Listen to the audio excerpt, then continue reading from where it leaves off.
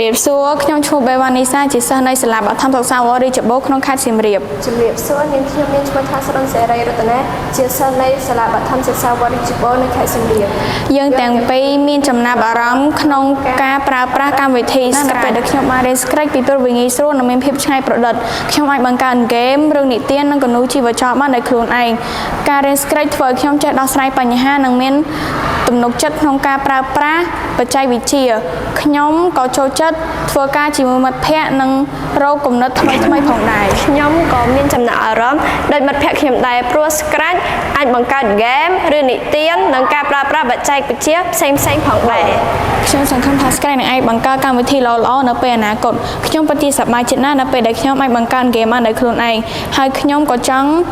រៀនសរសេរកូដបន្ថែមទៀតផងដែរសូមអរគុណ